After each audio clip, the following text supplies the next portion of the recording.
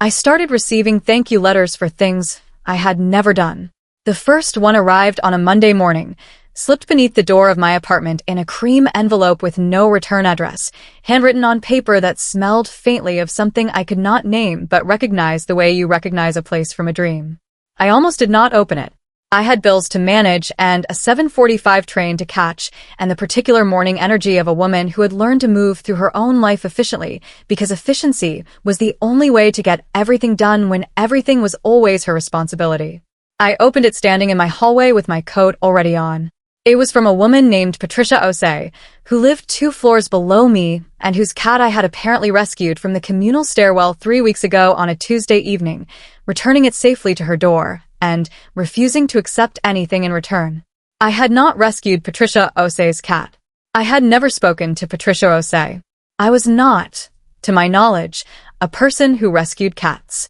The letter was 2 paragraphs, warm and specific and entirely sincere, describing the evening in detail, the time, the stairwell, the cat's name, which was Gerald, the way I had apparently knocked gently rather than loudly because I had understood, without being told, that Patricia had a migraine that evening and loud sounds were difficult. I had understood this because I had not been there. I stood in my hallway reading a thank you letter for an act of kindness I had no memory of performing, and the 7:45 train left without me, and I stood there for a long time trying to locate a Tuesday evening 3 weeks ago in my memory that contained any version of Patricia Osei and her cat Gerald. There was nothing there. Just an ordinary Tuesday evening that had apparently been extraordinary for someone else. And somewhere between the cream envelope and the smell of paper I could not name, I understood that whatever had happened in that stairwell, whatever hand had knocked gently on Patricia's door and delivered her cat safely home, it had worn my face. If you are new here, welcome to Emerald Novel. Hit subscribe so you never miss a story. Now stay with me, because Patricia and her cat Gerald are only the first letter. What comes next will make you question everything you have ever quietly felt and never said out loud. My name is Clara Reeves, and I am 36 years old, and I have spent the better part of those years being the person other people relied on to hold things together. I am the oldest of 3 siblings, which explained everything about my personality to anyone who understood what that meant. I had been managing my mother's anxieties since I was 9, my brother Daniel's financial crises since I was 24, and my sister Vivian's emotional emergencies since approximately birth. I had a career in urban planning that I was good at and that I found meaningful, and that had over the past 2 years been slowly and methodically dismantled by a woman named Helena Cross, who sat in the office directly above mine and who had spent those 2 years taking my work, reframing it as her own, and presenting it to leadership with the particular confidence of someone who had never once questioned whether she deserved what she was claiming. Helena had been promoted 8 months ago to the position I had been working toward for 4 years. I had said nothing. I had filed it under unfair and moved forward because moving forward was what I did, because stopping to feel things properly required time I had never been able to justify spending on myself when there were always other people's things to feel first. I put Patricia's letter on my kitchen counter and went to work 40 minutes late and thought about it on the train with a focused attention I applied to everything that required understanding before it required a response. The details were too specific to be a mistake. The time, the cat's name, the migraine detail. Patricia had not confused me with another neighbor. She had described someone who had behaved exactly as I would have behaved if I had been there, which was the most unsettling part. Not a stranger's kindness attributed to me by error. My kindness, my specific brand of quiet and considered care, performed in my absence by something that apparently understood me well enough to replicate me accurately. I knocked on Patricia's door that evening. She was in her 60s, small and warm, with the specific gratitude of someone who had been genuinely moved by an act of consideration and had not expected it. "I wanted to thank you again in person," she said, before I could speak. "About that," I said carefully. "The evening you described in your letter. What exactly did the person look like?" Patricia looked at me with mild confusion. "You," she said simply. "It was you. Your coat, your hair, everything." "Did she say anything?" I asked. "Just that Gerald looked cold and lost, and that she thought he probably belonged to someone who was missing him." Patricia smiled. She had kind eyes. Your eyes. I thanked her and went back upstairs and sat at my kitchen table for a long time. Something had been in that stairwell wearing my face and my coat and my eyes. Something that had noticed a woman 2 floors below me had a migraine and a missing cat and had acted on it with the specific quiet care I would have shown if I had ever allowed myself to stop long enough to notice. The second letter arrived 4 days later. The second letter was from a man named Oliver Strand who worked in the accounts department of my office building, 3 floors below my firm, in a space I passed through occasionally when the lifts were slow and the stairwell was faster. He had apparently received an anonymous note in his desk drawer 4 weeks ago, written in my handwriting, containing the exact combination of words he had needed to hear on a day he described in his letter as the worst of his professional life. He had been on the verge of resigning. The note had said, without explanation or signature, that the work he did mattered more than the people currently measuring it understood, and that leaving now would mean letting the wrong people define the end of a story that was not finished. He had stayed. He had been offered a promotion 2 weeks later when a restructuring revealed that the person above him had been claiming credit for his analysis for 18 months. He had asked around. Someone had seen a woman matching my description near the accounts floor on the relevant morning. He had found my name through the building directory and written to thank me. I sat with this letter for a long time. Oliver Strand's situation was not identical to mine, but it was close enough to be uncomfortable. A person whose work was being claimed by someone above them. A person on the edge of giving up. A note that arrived at the precise moment it was needed, containing exactly the right words. I had not written that note, but I had felt, for 2 years, everything that note contained. I had felt it about myself. About my own situation with Helena, about the specific exhaustion of watching someone else be celebrated for work that had come from you. I had pressed all of it down and moved forward and told myself it was fine, and it was not fine, and apparently something had taken all of that pressed down feeling and directed it at Oliver Strand instead. The force was not acting randomly. It was acting on what I felt. It was finding the people in my orbit who needed what I was silently carrying and delivering it to them in my name. I found this beautiful and deeply unsettling in equal measure. I went to my kitchen and made tea and sat at the table and thought about what I was feeling right now, in this moment, pressing on each emotion carefully the way you press on a bruise to map its edges. I felt, underneath everything, a specific and long-suppressed fury about Helena Cross. I pressed that one back down immediately. The third letter arrived the following morning. The third letter was from a woman named Saoirse Finch who had been in my yoga class for approximately 8 months before I had quietly stopped attending because the class was on Wednesday evenings and Wednesday evenings had been claimed by my mother's standing phone call, which ran long, and I had eventually chosen the phone call over the class without telling anyone because explaining the choice felt like more effort than simply disappearing. Saoirse had apparently received a bouquet of flowers on her doorstep 6 weeks ago, from a florist I had frequented years ago and had not visited since, with a card in my handwriting that said simply that she was doing better than she knew and that the thing she was afraid to hope for was closer than it appeared. Saoirse's letter explained what had been happening in her life 6 weeks ago, with the generous detail of someone grateful enough to want the person who had helped her to understand the full weight of what they had done. She had been waiting for a medical result. She had been waiting alone because she had not told anyone. She had been sitting in her flat on a Sunday afternoon in the specific paralysis of someone facing something terrifying without the vocabulary to ask for company.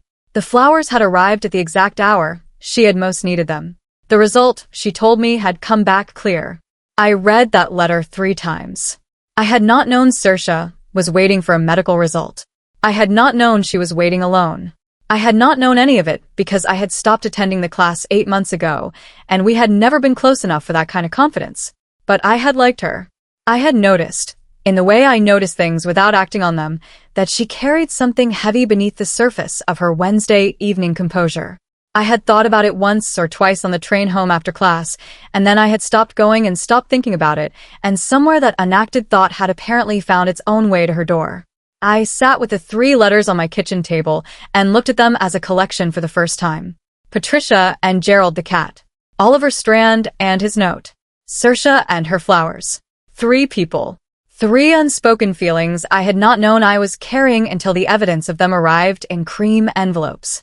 3 acts of care I would have performed if I had allowed myself to stop and notice and act rather than pressing forward, because there was always something more immediately pressing to press forward toward. The force was not malevolent. It was not random. It was not even, I was beginning to understand, external in the way I had initially assumed. It was me. The version of me that existed underneath the efficient and responsible and always moving forward version. The version that noticed things and felt things and wanted to act on them and had spent 36 years being told, mostly by herself, that there was not time. I should have found this comforting. Instead, I thought about the fury I had pressed back down when I read Oliver Strand's letter. The fury about Helena Cross. And I understood, with the particular cold clarity of someone who has just identified a variable they cannot control, that it was only a matter of time. The fourth letter arrived in my office. Not slipped under the door of my apartment. Not left in the communal hallway. At my office, on my actual desk, in the same cream envelope, on a Thursday morning when I arrived at 7:30, and the building was largely empty, and the lift was slow enough that I took the stairs. I passed the accounts floor on the way up. I thought about Oliver Strand. I sat at my desk and opened the envelope with a focused calm of someone who had been expecting this and was not going to perform surprise about it. The letter was from a woman named Diane who worked in the legal department of my firm and who had been, for the past several months, quietly struggling with a situation I had observed in passing without fully registering until I read her letter and understood what I had seen. Diane had apparently received, 3 weeks ago, a printed document left on her desk containing specific legal precedents relevant to a case she was building against a contractor who had defrauded a vulnerable client. The precedents were obscure enough that finding them required the kind of focused research expertise that Diane, a generalist, did not have the time or specialist knowledge to conduct herself. The document had no cover note. No attribution.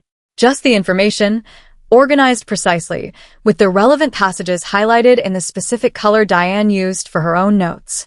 I used that color too. Diane had used the document to win her case. She had spent 3 weeks trying to identify who had compiled it.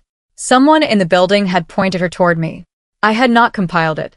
But I had, 6 weeks ago, overheard a fragment of a conversation Diane was having in the kitchen about the case, and I had felt, in the way I felt things without acting on them, the specific frustration of watching someone struggle with a problem I could have helped with if I had stopped and offered rather than continuing to the coffee machine and back to my desk.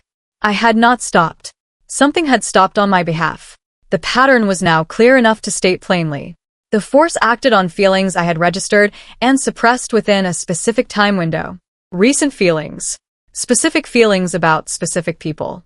It found the need I had noticed and quietly addressed it with the precision of someone who had access to both my emotional register and my practical capabilities.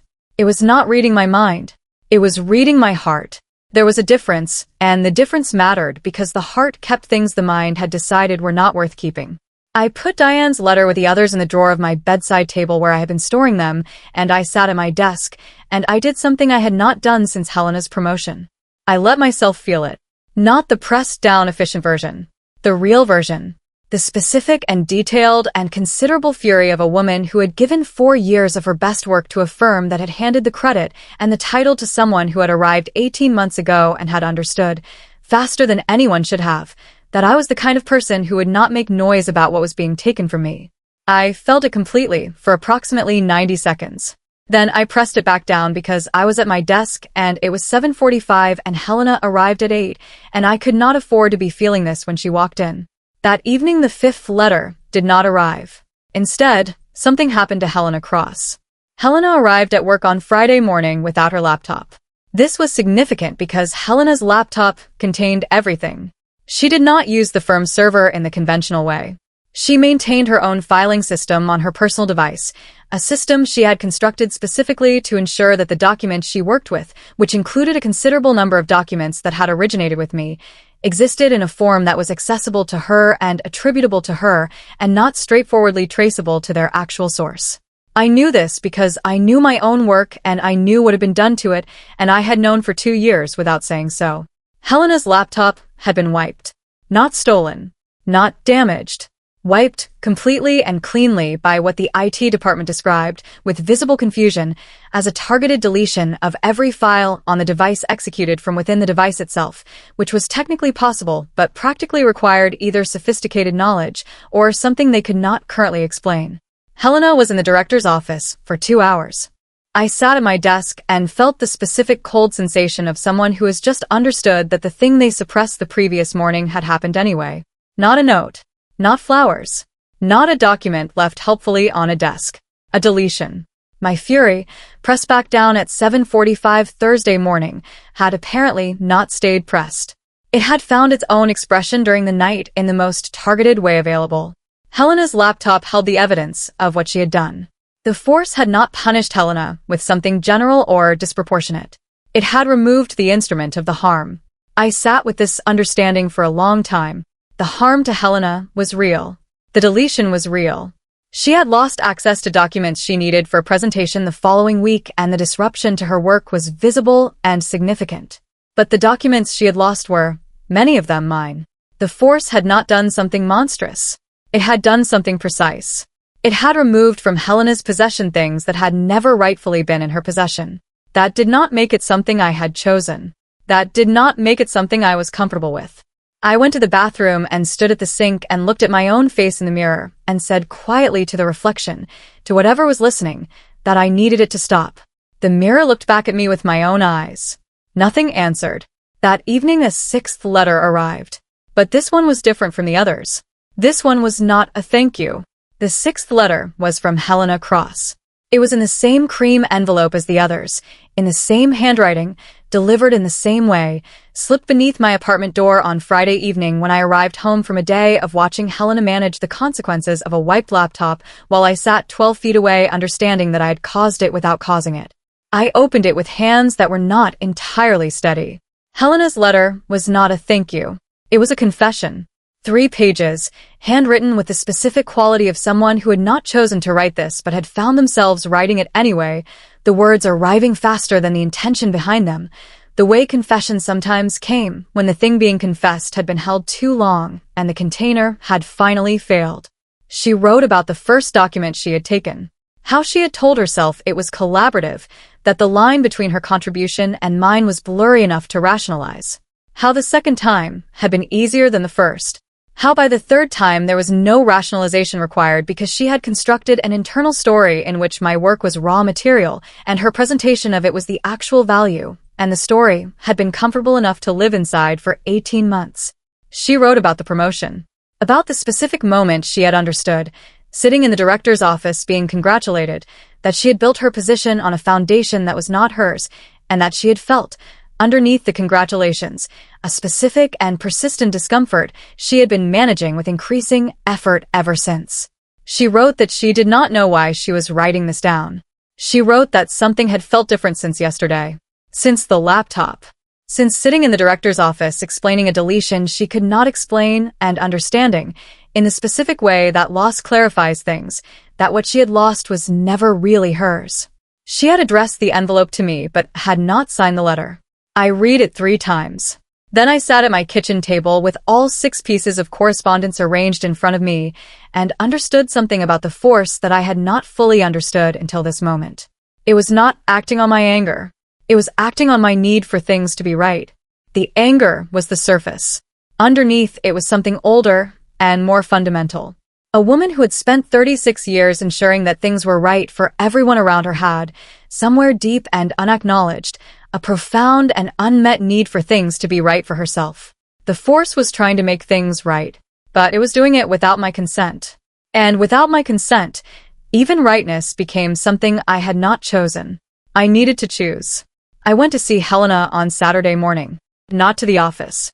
To her flat in Islington, the address I had found through the firm's internal directory in the specific way that you find things when you have decided to do something before you have fully decided to do it. She opened the door in weekend clothes with the expression of someone who had not slept well and was not surprised to see me, which told me the letter had done something to her that was still in process. I had brought the letter with me. I held it up. She looked at it and looked at me and stepped back from the door. Her flat was the flat of someone who worked very hard and spent very little time at home, functional and impersonal in the way that spaces become when the person living in them has not yet decided to inhabit them properly. We sat at her kitchen table because kitchen tables were apparently where the significant conversations of my life occurred. I put the letter on the table between us. "I did not send you this," I said. She looked at it. "I know I wrote it. I found myself writing it at 11 o'clock last night, and I could not stop." "Something has been happening," I said. "Something I do not fully understand. Things I have felt but never acted on have been happening without my permission. Some of them have been good. The laptop was not good. Or it was not bad, but it was not mine to do. Helena was very still. You wiped my laptop, she said. No, I said. Something that acts on what I feel did it. I felt something about you yesterday morning that I pressed back down. It happened anyway. She looked at the letter. The things I took from you, she said. Yes, I said. She was quiet for a long time. I knew, she said finally. I knew from the beginning that the line was wrong. I kept moving it. I know, I said. Are you going to report me? She asked. I thought about what I actually wanted. Not what was efficient or manageable, or what would keep things smooth. What I actually wanted. I want the work attributed correctly going forward, I said. I want what was mine acknowledged to the people who need to know. I am not interested in destroying your career. I am interested in having my own. Helena looked at the table. That is more than I deserve, she said. Probably, I said. But it is what I am choosing. I went home and sat at my kitchen table and thought about choice. About the difference between things that happen to you and things you decide. About 36 years of pressing down and moving forward and managing and being responsible and never once stopping to choose what you actually wanted for yourself. I thought about the force and what it was and what I now understood it to be. It was not supernatural in the way I had initially understood supernatural. It was not external. It was the accumulated weight of 36 years of unfelt feelings, unspoken needs, unacted impulses, all of it pressing against the inside of a container that had finally, quietly, begun to leak. The only way to stop the leaking was to open the container, to feel things when they arrived instead of pressing them down, to act on what I noticed instead of moving forward, to choose. I picked up a pen. Chapter 8. I wrote 7 letters. Not thank you letters. Not confessions. Something in between, the specific kind of correspondence that arrives when a person has decided to stop managing the distance between what they feel and what they say. The first was to Patricia Osei downstairs, telling her that whatever had knocked on her door that Tuesday evening I was glad it had, and that I intended to be the kind of neighbor who actually knocked on doors from now on in person with full awareness. The second was to Oliver Strand in the accounts department, telling him that his situation had resonated with me because I recognized it, and that if he ever wanted to talk to someone who understood what it felt like to watch your work become someone else's achievement, I was available. The third was to Saoirse Finch, whose number I found through the yoga studio, telling her that I had been thinking about her since reading her letter, and that I hoped the good news was still holding, and that I was sorry I had disappeared from the Wednesday class without saying goodbye. The fourth was to Diane Okafor, telling her directly that I had overheard her situation 6 weeks ago and had meant to offer help and had not, and that the offer stood now if she ever needed research support again. The fifth was to my brother Daniel, telling him that I loved him and that I could not continue to manage his financial crises for him, and that this was not a withdrawal of love, but a withdrawal of the thing I had been substituting for it. The sixth was to my mother, the longest letter, 3 pages, telling her things I had been composing in my head for 20 years and had never written down because writing them down made them real, and real things required responses, and responses required energy. I had always directed elsewhere first. The 7th letter I delivered in person. To the director of my firm, on a Monday morning, in his office, with the documented evidence of my contributions to the past 4 years of work organized in the clear and specific language of a woman who had decided to stop being quiet about things that mattered. He listened. He asked questions. He called Helena in afterward. I do not know exactly what was said in that office after I left it because I was not there, and I did not need to be. I had said what I had to say. The rest was the natural consequence of saying it, which was different from the supernatural consequence of suppressing it, because natural consequences belonged to me in a way that suppressed ones never could. The letters stopped arriving after that. Not immediately. The last one came on a Wednesday. Cream envelope, my handwriting, slipped beneath my apartment door in the early morning. I opened it standing in my hallway with my coat already on, the way I had opened the first one. It was from me, not my future self. Not some version of me operating in the gap between feeling and action. Just me, in my own hand, on the same paper, with the same faint smell of something I had eventually identified as dried flowers pressed between pages. It said, "You do not need me anymore." I stood in my hallway and read it twice. Then I folded it carefully and put it in my coat pocket and went to catch the 7:45 train, which I made with 4 minutes to spare, which was the first time in as long as I could remember that I had arrived at something early enough to breathe before it began. On the train, I thought about Patricia and Gerald the cat and Oliver Strand and Saoirse and her good news and Diane and her case and my mother and my brother and Helena in the director's office and the director listening and 7 letters written in my own hand that I had actually chosen to send. I thought about 36 years of pressing things down. I thought about what it had cost and what it had produced and what the force had been trying to tell me from the first cream envelope. Not that I needed to act on everything I felt, but that I needed to feel it first. That the feelings were not obstacles to moving forward. They were the road. I looked out the train window at the city moving past and felt, fully, and without pressing it back down, the specific and unfamiliar sensation of a woman who had spent 36 years being responsible for everyone else's life finally turning around to face her own. It was not comfortable. It was not efficient. It was, without question, the most important thing I had done in a very long time. And I had chosen every single part of it. And that is Clara's story. 36 years of pressing things down, 7 thank you letters, and one woman who finally learned that feeling things was not the obstacle to her life. It was the beginning of it. If this story stayed with you today, hit the like button before you go and drop a comment telling me the moment that hit you hardest. Subscribe if you have not already, share this with someone who needs to hear it, and I will see you in the next one.